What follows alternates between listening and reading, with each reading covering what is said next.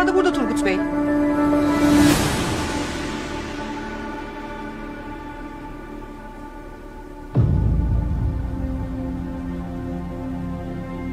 Bu çanta kimin? Benim. Nasıl ya? Asiye yapmaz öyle şey. Hocam evet, ben sizin çantanızdan bir şey almadım. Gerçekten ben yapmadım. Bunları müdür beye anlatırsın Asiye. Hiç beklemezdim senden. Çok yanılttın beni.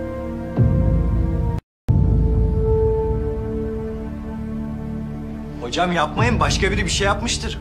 Asiye yapmaz öyle şey ya. Evet hocam. Zaten notları çok iyi. İhtiyacı bile yok ki. +1 hocam.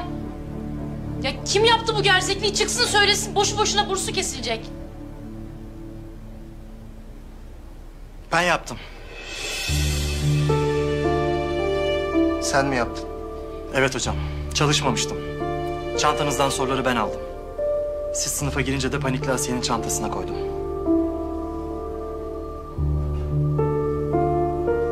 Doruk saçmalama, çantama bir şey falan koymadın. Hayır Asiye, ben yaptım. Sen görmedin. Tamam, bu kadar yeter. Hemen müdür beyin odasına doğru.